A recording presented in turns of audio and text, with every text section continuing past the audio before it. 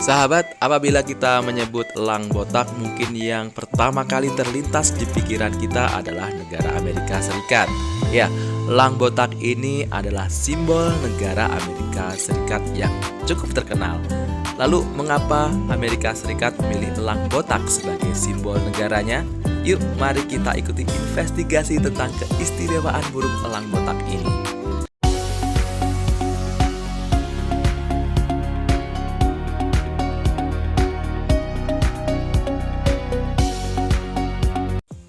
Sahabat, sejak zaman dahulu elang sering menjadi simbol kekuatan dan kecepatan. Dalam dunia burung sendiri, elang identik sebagai burung pemangsa yang perkasa. Jadi tak heran kalau keberadaannya sering menjadi simbol-simbol penting. Salah satu jenis elang yang menjadi simbol atau lambang suatu negara adalah burung elang botak. Pernah mendengar burung ini kan? Ya. Elang botak atau bald eagle adalah simbol atau binatang nasional dari negara Amerika Serikat. Penampakan tubuhnya yang besar dengan kakinya yang kuat serta rentang sayapnya yang panjang menjadikan burung ini terlihat gagah. Dan kalau kita lihat faktanya, burung elang botak ini adalah salah satu predator yang tangguh. Kalau kita perhatikan, penampilan elang Amerika ini juga cukup cantik dengan bulunya yang berwarna coklat, kepala dan lehernya berwarna putih. Elang botak adalah satwa asli dari Amerika Utara. Keberadaannya membentang dari Kanada, Amerika Serikat, dan juga sebagian Meksiko. Elang ini terutama menghuni Florida dan Alaska. Jadi tidaklah mengherankan kalau elang botak ini menjadi lambang atau binatang nasional dari negara Amerika Serikat.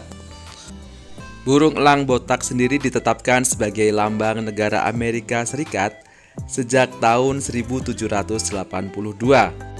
Alasan dipilihnya burung elang botak ini sebagai lambang negara Amerika Serikat tentu saja karena burung ini adalah endemik di Amerika dan juga faktor filosofi di baliknya.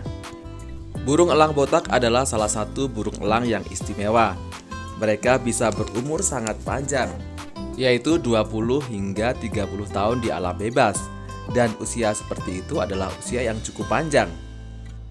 Selain umurnya yang panjang, tentu saja kekuatan dan ketangguhan burung elang ini juga tidak perlu dilakukan lagi.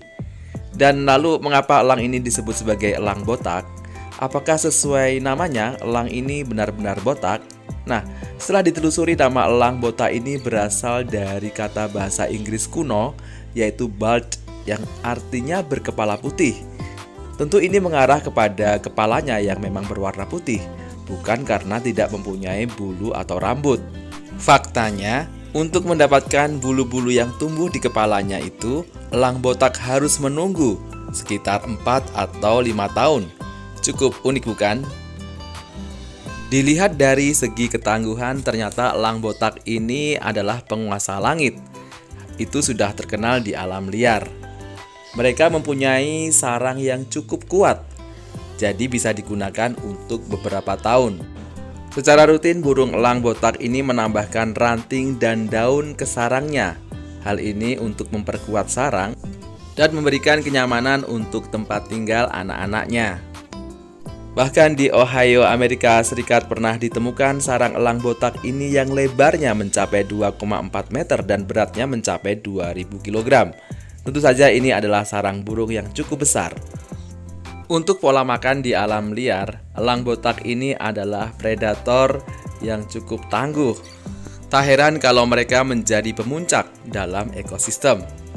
Burung elang botak ini mempunyai cakar yang kuat dan cukup tajam yang digunakan untuk mencengkeram mangsanya. Mereka mengintai mangsanya seperti misalnya kelinci atau mamalia kecil. Selain kelinci, elang botak juga diketahui kadang terbang di atas permukaan air sambil mengamati ikan. Setelah menemukan mangsanya, ia akan meluncur dan dengan cepat menyergap ikan dengan kaki-kakinya. Bahkan pernah dilaporkan bahwa elang botak ini juga mahir berenang dengan menggunakan sayap-sayapnya. Mengenai kekuatan mata, elang botak ini tidak perlu diragukan lagi karena memang kekuatan penglihatan elang botak ini cukup tajam.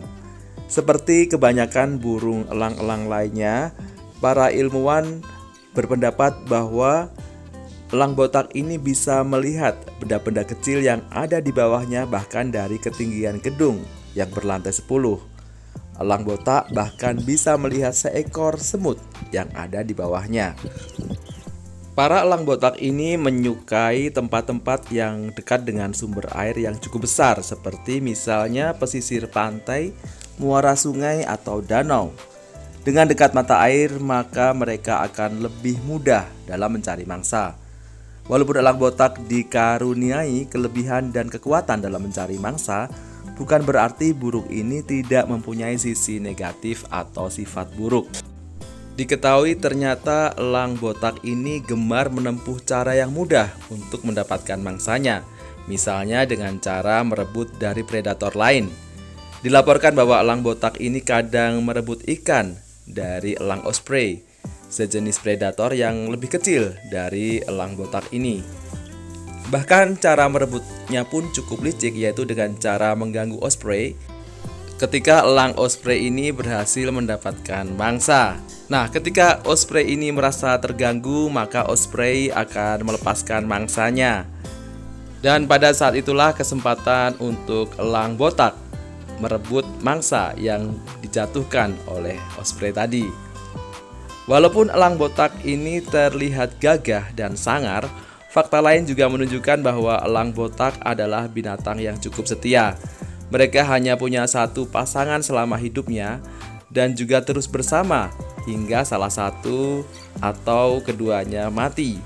Cukup so sweet juga ya. Kadang memang kita harus belajar dari perilaku hewan-hewan liar. Pasangan elang botak ini juga tim yang kuat. Kerjasama di antara keduanya juga sangat baik, mulai dari membangun sarang dan merawat anak-anaknya. Elang botak yang luar biasa ini pun bisa terbang hingga ketinggian 2000 meter. Dan saat melakukan diving, kecepatan elang botak ini bisa mencapai 160 km per jam. Lalu bagaimana dengan populasi burung elang botak ini sendiri? Di Amerika Serikat, populasi burung elang botak tidak dikategorikan binatang langka. Memang pada zaman dahulu, jumlah burung ini sempat mengerucut atau mengalami penurunan besar-besaran. Namun dalam dekade-dekade terakhir, jumlah elang botak meningkat hingga 4 kali lipat. Sehingga pada tahun 2007, status elang botak ini dinyatakan dihapus dari status yang nyaris punah. Namun bukan berarti ini membuat lengah, karena pada dasarnya ada beberapa faktor yang membuat beberapa gangguan hingga bisa saja populasi elang ini kembali menurun. Walaupun bukan burung yang terancam punah, burung elang botak adalah burung yang dilindungi oleh pemerintah Amerika Serikat. Karena burung ini adalah simbol kebanggaan Amerika, maka berburu elang botak di Amerika Serikat hukumnya adalah haram. Bahkan kalau membunuh burung ini siap-siap menerima konsekuensi, yaitu hukuman kurungan selama 2 tahun penjara atau denda hingga $250.000. Kalau kita menelisik lebih jauh, seperti biasa, peran elang botak dalam ekosistem ini adalah pemuncak di rantai makanan. Dan mereka bersaing dengan osprey dan juga burung-burung elang dari jenis lain. Hal yang unik adalah keberadaan elang botak ini di Unalaska, sebuah tempat di Alaska. Mereka sama sekali tidak dikategorikan sebagai binatang langka. Sebaliknya mereka terlihat seperti hama karena mereka memenuhi sudut-sudut kota. Masyarakat Unalaska sendiri merasa terganggu dengan kehadiran burung-burung ini. Keberadaannya yang cukup masif di atas tiang telepon, merusak lampu jalan, bahkan merebut tas belanjaan, dan juga mengacak-ngacak tempat sampah cukup meresahkan para warga. Mereka berkumpul di pelabuhan untuk menunggu kapal nelayan yang sedang mengangkut ikan. Lebih buruknya, elang botak ini juga dikabarkan pernah menyerang manusia. Sekitar selusin orang dikirim ke rumah sakit karena serangan dari elang botak ini. Namun terlepas dari segala problematika itu, secara umum elang kebanggaan negara Amerika Serikat ini memang berpenampilan sangat gagah dan mempunyai filosofi yang unik di baliknya. Namun elang botak tetaplah binatang yang kadang memicu konflik dengan manusia. Elang botak ini adalah salah satu kekayaan dunia dan tentu keberadaannya tidak bisa dipandang sebelah mata. Harus menjadi perhatian khusus agar populasi elang botak sendiri tidak menurun sehingga tidak mengganggu keseimbangan ekosistem. Nah sahabat, demikian tadi ulasan mengenai elang botak dan alasannya mengapa dipilih sebagai lambang negara Amerika Serikat.